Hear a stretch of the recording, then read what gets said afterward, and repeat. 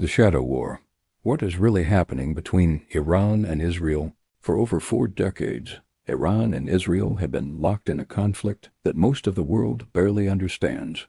It is not a traditional war with soldiers facing each other across trenches. It is something far more complex and dangerous. A shadow war fought in the darkness with drones, hackers, assassins, and proxy armies.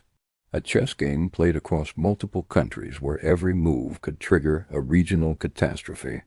This is the story of what is really happening between these two nations right now in 2026.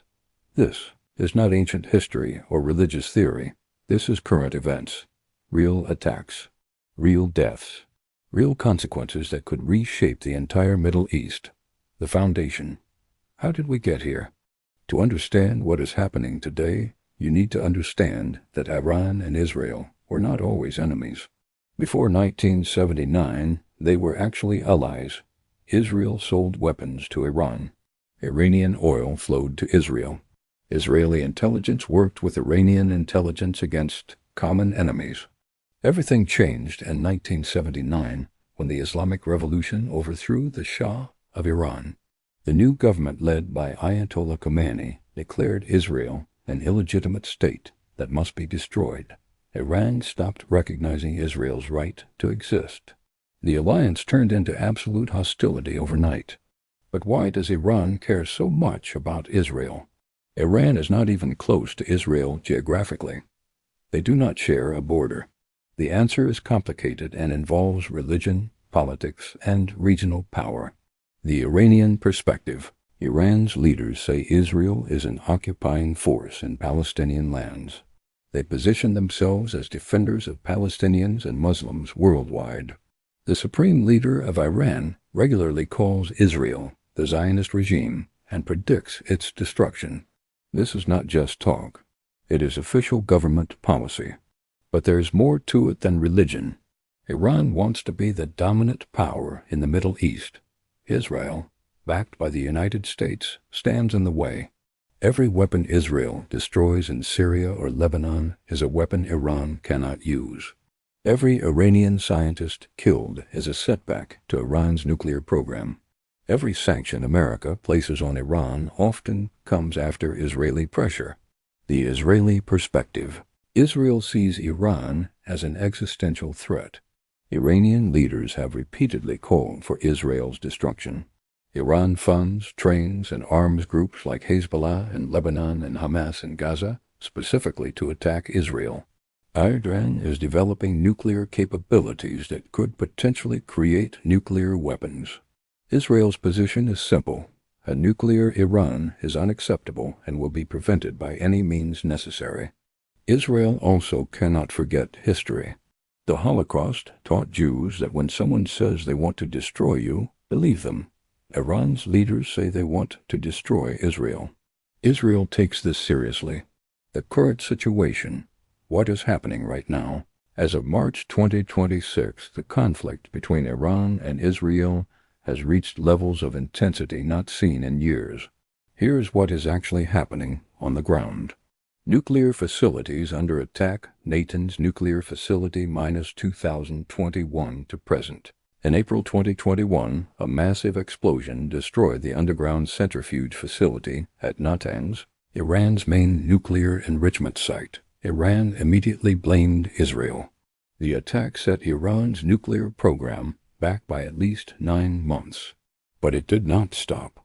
Since then, there have been at least 6 more significant incidents at Iranian nuclear facilities. Mysterious fires at Natanz in 2021 and 2022. Explosion at Parchin military complex in 2023. Sabotage of centrifuge manufacturing in Karaj in 2024. Cyber attic disabling monitoring equipment in early 2025. Power grid failures at Fordo facility in late 2025. Israel has not officially claimed responsibility for any of these. They do not need to. Everyone knows. Iranian officials know. International observers know. The message is clear. Israel will not allow Iran to develop nuclear weapons, and they have the capability to strike deep inside Iran whenever they choose. The scientist assassinations. Since 2010, at least 7 top Iranian nuclear scientists have been assassinated. The most significant recent case was Mohsen Fakhrizadeh in November 2020. He was killed by a remote-controlled machine gun operated via satellite while driving on a highway near Tehran. But the assassinations have not stopped. In 2022, 2 more scientists died in accidents that Iranian officials called suspicious. In 2023, a lead engineer at the Fordo facility was killed in his home in Tehran. In 2024, a senior Islamic Revolutionary Guard Corps (IRGC) commander working on missile development died in a car bombing. In early 2025, another nuclear scientist died from poisoning. Iran blames Israel's Mossad intelligence agency for all of these. Israel maintains its policy of ambiguity, neither confirming nor denying. But leaked documents and insider reports consistently point to Israeli operations. These are not random violence. These are carefully planned operations requiring incredible intelligence, insider informants, and technical sophistication. Israel is sending a message. We can reach anyone, anywhere in Iran at any time. The drone and missile exchanges. The shadow war broke into open confrontation in 2024 when Iran launched over 300 drones and missiles at Israel in April. This was retaliation for an Israeli airstrike on the Iranian consulate in Damascus, Syria, that killed several IRGC commanders. Israel's air defenses, supported by the United States, shot down 99% of the incoming projectiles. But the fact that Iran launched such a direct attack on Israeli territory was unprecedented. It crossed a red line that had held for decades. Israel responded with targeted strikes on Iranian air defense systems and a military base near Isfahan. The message: we can hit you directly, not just through proxies. Since then, the exchanges have continued. 2024 to 2025, Iran launches drones from Iraq and Syria toward Israel. Israel strikes Iranian weapons shipments in Syria weekly. Iranian-backed militias fire rockets from Lebanon and Gaza. Israel bombs Iranian military facilities in Syria and Iraq. Attacks escalate during major Middle East tensions. Early 2026, Iran test fires new ballistic missiles capable of reaching Israel. Israel conducts airstrikes destroying Iranian ammunition depots in Syria. Cyber warfare intensifies on both sides. Both nations put military forces on high alert multiple times. The proxy war. Lebanon, Syria, Gaza, Yemen, Iraq. Iran does not fight Israel directly most of the time. Instead, it uses proxy forces, armed groups that Iran funds, trains, and supplies. Hezbollah in Lebanon. Hezbollah is Iran's most powerful proxy. It has an estimated 150,000 rockets and missiles aimed at Israel.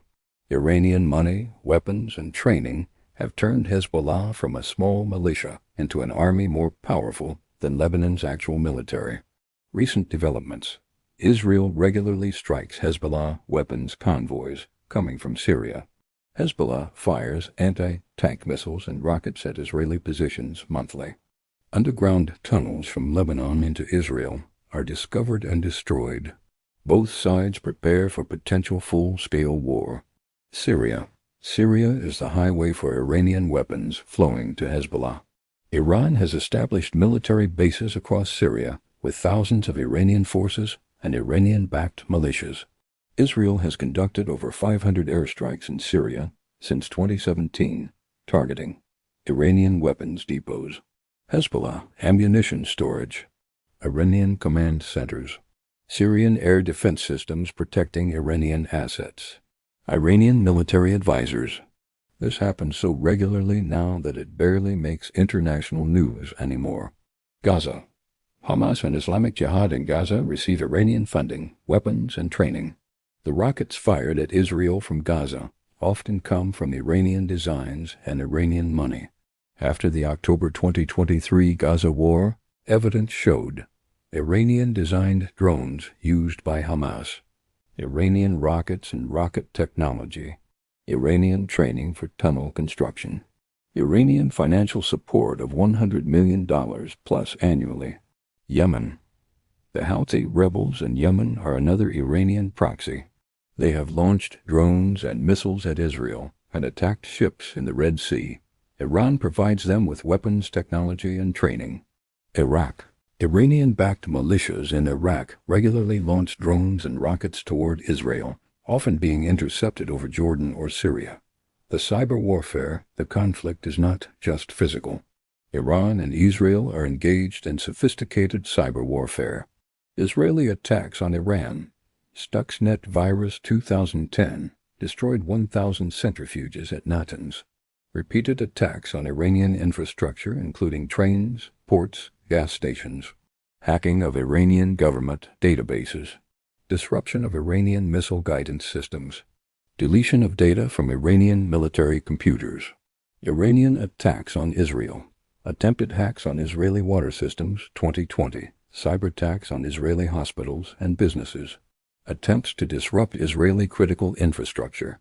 Information warfare and propaganda campaigns. Hacking Israeli companies for intelligence.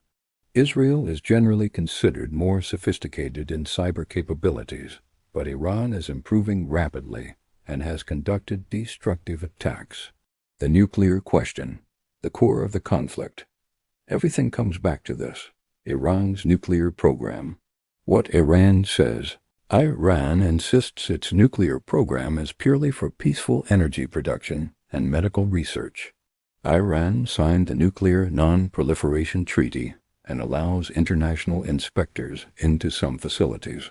Iranian officials say they have a religious ruling against nuclear weapons.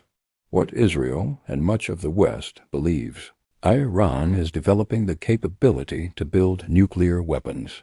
Even if they do not build one now, they are getting to breakout capacity, the ability to quickly build a weapon if they decide to. Evidence supporting this view.